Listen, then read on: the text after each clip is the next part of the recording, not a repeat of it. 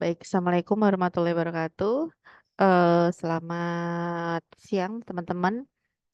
Pada pertemuan hari ini, karena kelompok 11 kemarin ada yang kosong ya, berarti saya isi yaitu materinya adalah BPHTP di akuntansi perpajakan. Nanti teman-teman ada yang kalau misal yang tidak melakukan presentasi ya, itu dia nanti tidak akan mendapatkan nilai kelompok ya. Baik teman-teman, kemarin sudah Bu Risma himbau untuk siapa yang tidak mendapatkan kelompok bisa menghubungi kelompok yang lainnya atau dia mungkin waktu kemarin saya share nih kelompok 11 materi BPHTP belum ada yang masuk, bisa WA saya atau WA di grup untuk yang bersangkutan mau presentasi terkait materi kelompok 11 karena memang masih kosong, tidak ada yang memilih BPHTP.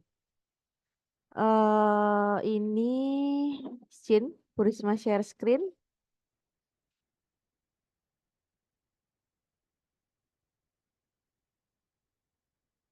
Ini ya, sudah terlihat di layar. Ah, kita akan membahas yang namanya BPHTP. Apa itu BPHTP? BPHTP itu adalah biaya perolehan hak atas tanah dan bangunan ya. Jadi ini beda dengan yang namanya PBB ya, pajak bumi dan bangunan. Ini biaya perolehan hak atas tanah dan bangunan. Nah, di slide kedua ini BPHTP ini merupakan pungutan pajak atas perolehan hak atas tanah dan bangunan. Nah, di sini itu diatur dalam pasal 1 nomor 43, pasal 1 nomor 43 dengan Undang-Undang nomor 28 tahun 2009 tentang pajak daerah dan retribusi daerah ya. Nah, dalam pembelajaran ini disebutkan bahwa yang namanya hak atas tanah atau bangunan itu adalah eh, hak yang termasuk dengan biaya pengelolaan beserta bangunannya. Artinya apa? Artinya yang menjadi objek dari BPHTP ini adalah perolehan atas penjualan maupun tanah maupun bangunan. Nah, pungutan ini ditanggung oleh pembeli dan hampir mirip dengan pajak penghasilan atau bagi penjual ya. Dengan begitu, pihak penjual dan pembeli sama-sama memiliki tanggung jawab untuk membayar pajak ya. Ini BPHTP. Jadi kalau misal teman-teman ya melakukan transaksi penjualan tanah atau bangunan ya, itu bisa termasuk dalam pengelolaan BPHTP ya, pajak BPHTP. Objeknya apa aja yang sesuai dengan pajak objek BPHTP? Di sini sesuai pasal 85 ayat 1 Undang-Undang Nomor 28 Tahun 2009. Nanti bisa teman-teman cek ya di PSAK terbaru bahwa BPHTP ini adalah perolehan hak atas tanah atau bangunan dan perolehan tersebut diantaranya itu didapatkan dari perpindahan hak karena terjadi jual beli ya. Jadi munculnya BPHTP ini karena terjadi jual beli. Kalau tidak terjadi jual beli, berarti tidak muncul yang namanya BPHTP ini. Nah, penunjukan pembelian lelang maupun peleburan usaha, pemekaran usaha atau hadiah. Nah, objeknya apa saja yang dikenakan oleh objek pajak BPHTP? Yang pertama di sini adalah jual beli. Yang kedua tukar menukar, di sini yang ketiga hibah atau warisan, pemasukan dalam perseroan maupun badan hukum lainnya atau pemisahan hak yang melibatkan peralihan, ada penunjukan pembelian aset lelang saat lelang, lalu ada lagi yang namanya pelaksanaan pemutusan hakim dengan kekuatan hakim tetap dan penggabungan usaha, peleburan usaha, pemekaran usaha serta hadiah. Ini adalah objek pajak dari apa sih yang dikenakan dari BPHTP itu. Lalu adapun jenis hak dasar yang menjadi objek pajak dari BPHTP meliputi hak milik ya, hak milik, hak guna, hak bangunan, hak pakai atau yang disebut dengan hak milik atas rumah susun juga bisa, hak milik atas pengelolaan. Nah, meski memiliki cakupan objek pajak luas, tidak semua perolehan hak atas tanah dan atas bangunan dikenakan BPHTP. Ini ya, di sini ada klausa tidak semua perolehan hak atas tanah atau bangunan itu dikenakan BPHTP. Selanjutnya, Nah, apa saja sih objek pajak yang tidak dikenakan oleh BPHTP? Nah, ini ada 6 pihak yang atas perolehan hak atau bangunannya tidak dikenakan BPHTP. Nah, yang pertama yaitu perwakilan diplomatik konsultan berdasarkan perilakuan timbal balik ya. Jadi perwakilan diplomatik dia tidak dikenakan BPHTP. Kedua, negara untuk penyelenggara pemerintah atau pelaksana pembangunan guna kepentingan umum. Jadi untuk guna kepentingan umum, negara atau penyelenggara pemerintah itu juga tidak dikenakan objek pajak atas BPHTP. Yang ketiga adalah badan atau perwakilan organisasi internasional yang diterapkan oleh Menteri Keuangan. Terus seorang individu atau badan karena konversi hak dan perbuatan hukum lain dengan tidak adanya perubahan nama itu juga tidak dikenakan BPHTP. Wakaf atau warisan itu juga tidak dikenakan BPHTP. Nah, terus eh, ini ya apa namanya tanah atau bangunan yang digunakan untuk kepentingan ibadah itu juga tidak digunakan tidak dipungut objek pajak yang dikenakan BPHTP.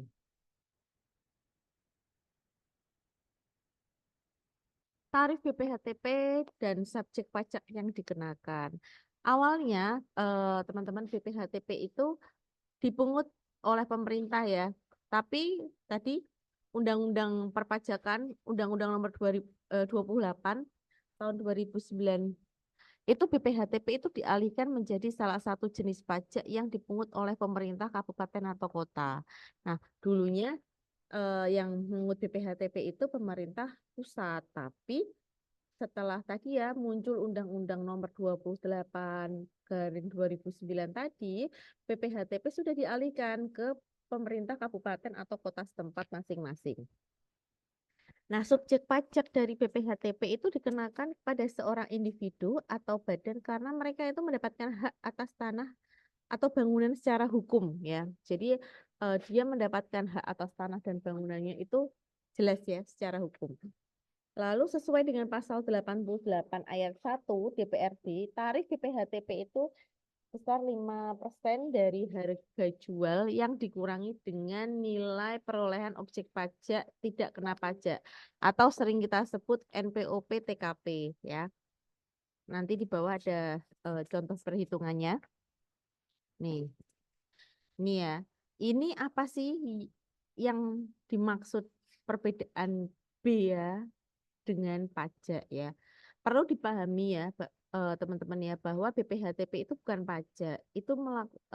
BPHTP itu sebagai pungutan biaya ya. Nah, ini bisa teman-teman cek ya di tabel. Kalau kita katakan biaya adalah pembayaran terjadi lebih dulu daripada saat terhutang. Nih, Tuan A beli tanah bersertifikat dan harus bayar BPHTP sebelum melakukan transaksi atau akta dibuat ditandatangani. Nih, kalau misal itu dikategorikan sebagai pajak, nah pembayaran setelah pajak dengan adanya hutang pajak. Nah, contohnya ini, PT AA menyetorkan ke kas negara melakukan pemotongan PPh 21 atas gaji karyawan. Kan berbeda ya di sini ya, teman-teman ya. Kalau yang tadi B ya itu berarti contohnya itu Tuan A itu beli sertifikat, beli rumah dan harus apa bayar BPHTP sebelum melakukan transaksi atau penandatanganan dari akte sertifikatnya tersebut. Terus ada lagi nih kalau misal contohnya B ya yaitu setiap orang yang membeli materai maka sudah membayar biaya materai walaupun belum terjadi saat terhutang pajak. Nih ya, setiap orang yang beli materai, ya teman-teman kalau misal beli materai nih, eh, itu sudah bayar yang namanya biaya materai walaupun yang terjadi saat terhutangnya pajak. Nah, kalau di contohnya terkait dengan pajak, setiap wajib pajak pribadi yang penghasilannya di bawah PTKP itu tidak dikenakan pajak ya PTKP-nya sekarang ya. Di sini tidak dikenakan oleh wajib pajak. Nah, di sini bisa kita lihat ya, frekuensi pembayaran bea terhutang itu dapat dilakukan secara insidentil atau berkali-kali dan tidak terikat oleh waktu ya. Berbeda ya kalau dengan pajak ya, frekuensi pembayarannya itu tergantung dengan pembayaran jenis pajaknya diatur dengan Undang-Undang Perpajakan. Jadi kalau perpajakan misal SPT-nya adalah SPT masa, berarti dia harus membayarkan SPT tersebut di masa 1 sampai dengan 12. Nah, contohnya apa ini? Beli materai, kalau bea ya, beli materai itu bisa dilakukan kapan saja ya kan? Mau dilakukan berkali-kali pun tidak terjadi masalah lah. Terus kalau yang ini balik lagi ke penyetoran PPh satu ya. PPh satu itu hanya bisa dipotongkan maksimal dari tanggal 10 bulan berikutnya setelah terjadi pemotongan pajak. Ya, jadi perusahaan itu diberikan keleluasaan untuk menyetorkan eh, pajak dari hasil pemotongan PPh satu itu maksimal tanggal 10 bulan berikutnya. Nah, kalau ini kan enggak, kita bisa beli materai kapan saja. Selanjutnya ya, di sini syarat dari PPHTP itu apa saja? Syaratnya adalah ketika seseorang itu dia melakukan jual beli tanah atau jual beli tanah bangunannya ya, maka seseorang itu harus dipenuhi yang pertama adalah SSPD dari BPHTP-nya itu, surat setoran pajak daerahnya ya. Lalu ada fotokopi pemberitahuan pajak terhutangnya atas PBB untuk tahun yang bersangkutan itu berapa, fotokopi wajib KTP wajib pajaknya itu berapa, lalu ada yang namanya fotokopi surat tanda terima setoran atau STTS. Bisa dia bayarnya bisa melalui kantor pos atau sekarang bisa melalui ATM atau mobile banking ya. Untuk 5 tahun terakhir itu harus ada semua. Lalu fotokopi bukti kepemilikan tanah, apa aja bukti kepemilikan tanah, bisa akte jual belinya atau surat letter C-nya. Nah, itu ya fotokopinya. Nah, apabila teman-teman nih besok apabila mendapatkan tanah atau rumah untuk hibah atau warisan, maka syarat BPHTP-nya berbeda dengan syarat BPHTP yang normal yang dilakukan untuk transaksi jual beli. Nah, kalau hibah atau warisan ya, atau jual beli waris ya. Ini adanya SSPD BPHTP tadi ya, surat setoran pajak daerah dari BPHTP-nya itu. Lalu ada fotokopi SPPT PBB untuk tahun bersangkutan, fotokopi kartu tanda penduduk atau KTP wajib pajaknya. Nah, terus tadi ya bukti pembayarannya untuk 5 tahun terakhirnya apa saja. Lalu bukti kepemilikan. Tadi bukti kepemilikan itu ya kayak akte jual belinya, letter C-nya. Lalu yang penting di sini adalah surat keterangan waris atau akte hibahnya itu harus ada. Dan fotokopi kartu keluarganya. Ini kalau dapatnya hibah atau waris atau jual beli waris. Itu syarat BPHTP-nya berbeda. Nah, cara menghitung BPHTP-nya bagaimana? Nah, ini ya, rumus dalam menghitung tarif BPHTP, tarif normalnya adalah 5%. Tadi ya Bu Risma sudah katakan bahwa 5% itu dikalikan dengan dasar pengenaan objek pajaknya. Nah, dasar pengenaan pajaknya itu dapat dari mana? Dapat dari NPOP, dasar pengenaan objek pajak, dikurangi dengan dasar pengenaan objek pajak NOP, N, NPOP TKP. NPOP TKP-nya berapa? Nah, lalu besarnya NPOP TKP itu di masing-masing wilayah itu berbeda. Jadi wilayah di Jawa Tengah dengan wilayah di Jawa Barat itu berbeda. Karena tadi ya, teman-teman ya, bahwa BPHTP tadi yang awalnya tadi dikelola oleh pemerintah pusat per tahun 2019 sejak adanya per Undang-Undang Perpajakan Nomor 28 tahun 2009 tadi ya, dia sudah diambil alih oleh pemerintah kota atau masing-masing. Nah, besaran pokok dari PPHTP ini yang terhutang akan dihitung mengalihkan tarif dengan nilai perolehan objek pajaknya. Setelah nanti dia akan dikurangi dengan nilai perolehan objek pajak tidak kena pajak, ya. NPOP-TKP ini merupakan nilai pengurangan objek pajak sebelum dikenakan tarif BPHTP, ya. Nih, misal nih contoh kasus nih. Ini contoh kasusnya Bu Risma ambil di DKI Jakarta ya. Misal ada luas tanahnya 1000 meter persegi. Ini misal aja ya, tapi NJOP-nya berarti nilai jual objek pajaknya misal 1000 meter 1 juta per meter persegi. Berarti 1 juta per meter persegi. Nilai dari NJOP TKP itu di wilayah Jakarta misalkan 80 juta. Harga kesepakatan antara pembeli dan penjual adalah 2 juta per meter persegi. Berarti kan tadi ya NJOP-nya, nilai yang tercantum di NJOP-nya adalah 1 juta per meter persegi. Sedangkan harga kesepakatan antara pembeli dan penjualnya adalah 2 juta rupiah per meter persegi. Maka eh, nilai transaksinya adalah, kita cari dulu 1 juta rupiah dikali dengan 1.000 meter tadi ya, maaf ya, 1.000 meter dikalikan dengan 2 juta rupiah. Totalnya adalah 2 miliar. Nih kan. Nah, besarnya PPh dan BPHTP-nya berapa? Berarti PPh-nya adalah 5% dikali dengan NPOP-nya berapa? Nah, PPh-nya 5%. NPOP-nya tadi sudah ketemu ya, nilai pajak objek pajaknya itu adalah 2 miliar. Berarti 5% dari 2 miliar adalah 100 juta rupiah. Nah, PPHTP itu bisa kita cari dengan rumus prosentasenya tadi 5% dikali dengan NPOP dikurangi NPOP TKP. Berarti berapa? 2 miliar dikurangi dengan 80 juta. 80 juta dapat dari mana? Dari nilai NJOP TKP-nya tadi yang ada di wilayah Jakarta. Nanti kalau misalnya ini soalnya beda lagi di wilayah Jawa Tengah, ya berarti kita menyesuaikan dari nilai NJOP TKP-nya yang ada di wilayah Jawa Tengah. Selanjutnya, totalnya berarti besarnya BPHTP adalah 96 juta rupiah. Nih ya, saya lanjutkan. Nah,